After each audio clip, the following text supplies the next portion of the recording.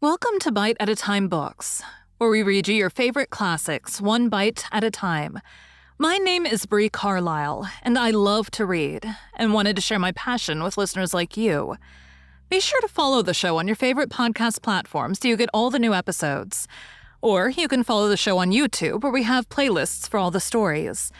You can find us on all the social medias, at Bite at a Time Books, or on our website, biteatatimebooks.com, where you can also sign up for our newsletter for more information on what we're reading and what's coming next for the podcasts. We're a part of the Bite at a Time Books Productions Network. If you'd also like to hear what inspired your favorite classic author to write their novels, and what was going on in the world at the time, check out the Bite at a Time Books Behind the Story podcast, Tuesdays, wherever you listen to podcasts. Today we'll be continuing The Adventures of Sherlock Holmes by Arthur Conan Doyle. The Man with the Twisted Lip. Bite 1. Asa Whitney, brother of the late Elias Whitney, D.D., principal of the Theological College of St. George's, was much addicted to opium. The habit grew upon him, as I understand, from some foolish freak when he was at college for having read De Quincey's description of his dreams and sensations. He had drenched his tobacco with laudanum in an attempt to produce the same effects. He found, as so many more have done, that the practice is easier to attain than to get rid of, and for many years he continued to be a slave to the drug, an object of mingled horror and pity to his friends and relatives. I can see him now, with yellow pasty face, drooping lids, and pinpoint pupils, all huddled in a chair, the wreck and ruin of a nobleman. One night, it was June '89, there came a ring to my bell about the hour when a man gives his first yawn and glances at the clock. I sat up in my chair, and my wife laid her needlework down in her lap and made a little face of disappointment. "A patient," said she. "You'll have to go out." I groaned, for I was newly come back from a weary day. We heard the door open, a few hurried words, and then quick steps upon the linoleum. Our own door flew open, and a lady clad in some dark-colored stuff with a black veil entered the room. "You will excuse my calling so late," she began. And then suddenly, losing her self-control, she ran forward, threw her arms about my wife's neck, and sobbed upon her shoulder. "Oh, I'm in such trouble," she cried. "I do so want a little help." "Why," said my wife, pulling up her veil, "it is Kate Whitney. How you startled me, Kate. I had not an idea who you were when you came in. I didn't know what to do, so I came straight to you." That was always the way. Folk who were in grief came to my wife like birds to a lighthouse. "It is very sweet of you to come. Now you must have some wine and water and sit here comfortably and tell us all about it. Or should you rather that I sent James off to bed? Oh, no, I want the doctor's advice and help too. It's about Asa. He has not been home for 2 days. I am so frightened about him." It was not the first time that she had spoken to us of her husband's trouble. To me as a doctor, to my wife as an old friend and school companion, we soothed and comforted her by such words as we could find. Did she know where her husband was? Was it possible that we could bring him back to her? It seems that it was. She had the surest information that of late he had, when the fit was on him, made use of an opium den in the farthest east of the city. Hitherto, his orgies had always been confined to one day, and he had come back, twitching and shattered in the evening. But now the spell had been upon him 48 hours, and he lay there, doubtless among the dregs of the docks, breathing in the poison or sleeping off the effects. There he was to be found, she was sure of it, at the Bar of Gold, in Upper Swandam Lake. But what was she to do? How could she, a young and timid woman, make her way into such a place and pluck her husband out from among the ruffians who surrounded him? There was the case, and of course there was but one way out of it. Might I not escort her to this place? And then, as a second thought, why should she come at all? I was Asa Whitney's medical advisor, and as such I had influence over him. I could manage it better if I were alone. I promised her on my word that I would send him home in a cab within 2 hours if he were indeed at the address which she had given me. And so in 10 minutes I had left my armchair and cheery sitting room behind me, and was speeding eastward in a hansom on a strange errand, as it seemed to me at the time, though the future only could show how strange it was to be. But there was no great difficulty in the first stage of my adventure. Upper Swandam Lane is a vile alley lurking behind the high wharves which line the north side of the river to the east of London Bridge. Between a slop shop and a gin shop, approached by a steep flight of steps leading down to a black gap like the mouth of a cave, I found the den of which I was in search. Ordering my cab to wait, I passed down the steps. Worn hollow in the center by the ceaseless tread of drunken feet, and by the light of a flickering oil lamp above the door, I found a latch and made my way into a long, low room, thick and heavy with the brown opium smoke, and terraced with wooden berths like the forecastle of an emigrant ship. Through the gloom, one could dimly catch a glimpse of bodies lying in strange, fantastic poses. Bowed shoulders, bent knees, heads thrown back, and chins pointing upward, with here and there a dark, lackluster eye turned upon the newcomer. Out of the black shadows there glimmered little red circles of light, now bright, now faint, as the burning poison waxed or waned in the bowls of the metal pipes. The most lay silent, but some muttered to themselves, and others talked together in a strange, low, monotonous voice, their conversation coming in gushes and then suddenly tailing off into silence, each mumbling out his own thoughts and paying little heed to the words of his neighbor. At the farther end was a small brazier of burning charcoal, beside which on a three-legged wooden stool there sat a tall, thin old man, with his jaw resting upon his two fists, and his elbows upon his knees, staring into the fire. As I entered, a sallow Malay attendant had hurried up with a pipe for me and a supply of the drug, beckoning me to an empty berth. "Thank you. I've not come to stay," said I. "There's a friend of mine here, Mr. Asa Whitney, and I wish to speak with him." There was a movement and an exclamation from my right, and peering through the gloom, I saw Whitney, pale, haggard, and unkempt, staring out at me. "My God, it's Watson," said he. He was in a pitiable state of reaction, with every nerve in a twitter. "I say, Watson, what o'clock is it?" "Nearly 11. "Of what day?" "On Friday, June 19th. "Good heavens, I thought it was Wednesday. It is Wednesday. What do you want to frighten a chap for?" He sank his face onto his arms and began to sob in a high treble key. "I tell you that it is Friday, man. Your wife has been waiting this 2 days for you. You should be ashamed of yourself." "So I am, but you've got mixed, Watson, for I've only been here a few hours. 3 pipes, 4 pipes, I forget how many.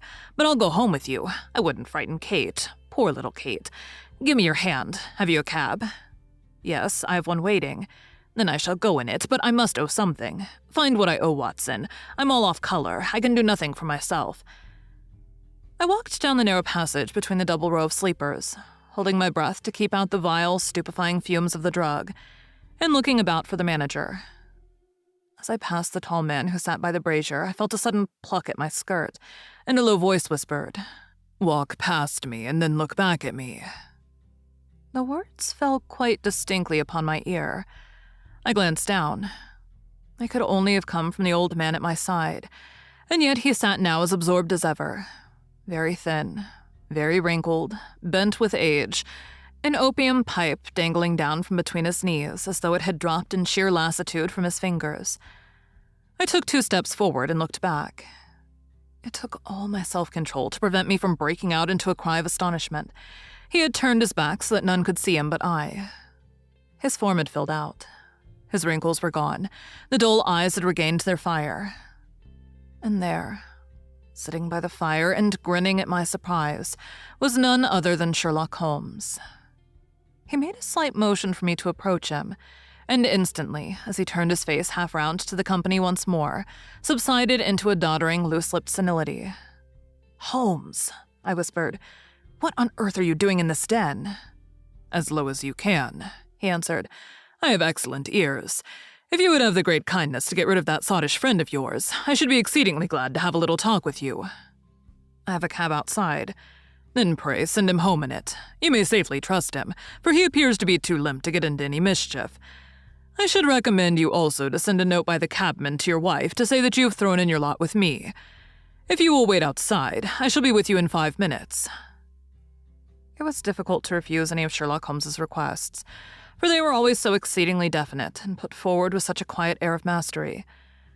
I felt, however, that when Whitney was once confined in the cab, my mission was practically accomplished. And for the rest, I could not wish anything better than to be associated with my friend in one of those singular adventures which were the normal condition of his existence. In a few minutes, I had written my note, paid Whitney his bill, led him out to the cab, and seen him driven through the darkness.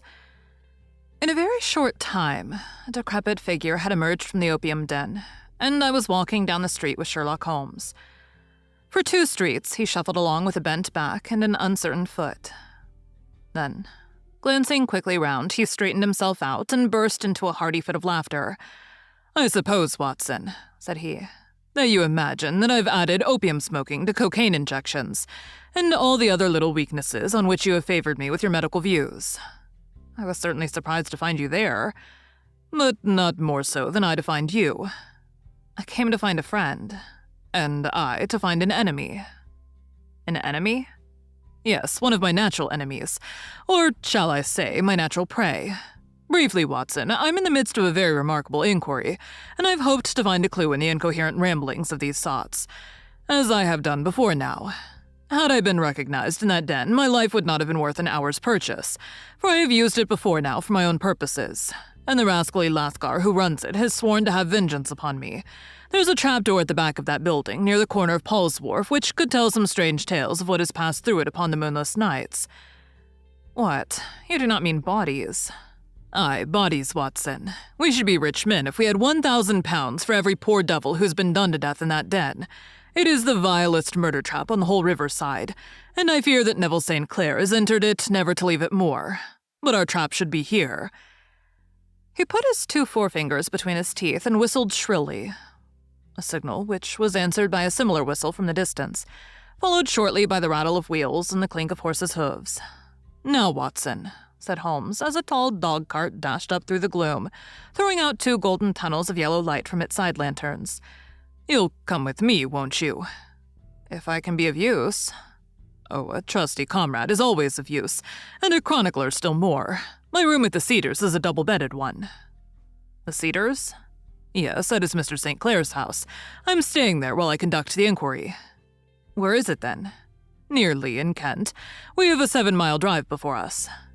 "But I'm all in the dark." "Of course you are. You know all about it presently. Jump up here. All right, John, we shall not need you. Here's half a crown. Look out for me tomorrow about 11. Give her her head. So long, then." He flicked the horse with his whip, and we dashed away through the endless succession of somber and deserted streets, which widened gradually until we were flying across a broad balustraded bridge with the murky river flowing sluggishly beneath us. Beyond lay another dull wilderness of bricks and mortar, its silence broken only by the heavy, regular footfall of the policeman, or the songs and shouts of some belated party of revelers. A dull wrack was drifting slowly across the sky, and a star or 2 twinkled dimly here and there through the rifts of the clouds.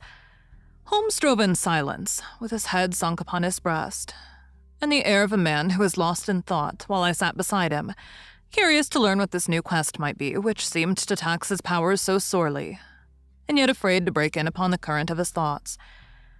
We had driven several miles, and were beginning to get to the fringe of the belt of suburban villas, when he shook himself, shrugged his shoulders, and lit up his pipe with the air of a man who has satisfied himself that he is acting for the best.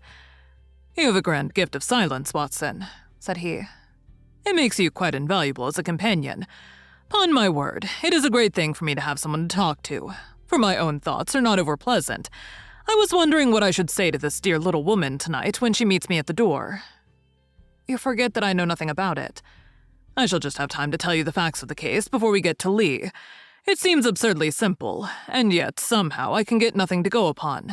There's plenty of thread, no doubt, but I can't get the end of it into my hand. Now, I'll state the case clearly and concisely to you, Watson, and maybe you can see a spark where all is dark to me." "Proceed, then." Thank you for joining Bite at a Time Books today, while we read a bite of one of your favorite classics. Again, my name is Bree Carlile, and I hope you come back tomorrow for the next bite of the adventures of Sherlock Holmes. If you enjoyed our show, be sure to follow us so you get all the new episodes. We would also love for you to drop us a rating on your favorite podcast platform. You can catch us on all the social medias at Bite at a Time Books, or check out our website, biteatatimebooks.com, where you can sign up for our newsletter. Our show is part of the Bite at a Time Books Productions Network. If you would also like to hear about the authors who write the books we read on the show, check out the Bite at a Time Books Behind the Story podcast, wherever you listen to podcasts, or on biteatatimebooksbehindthestory.com.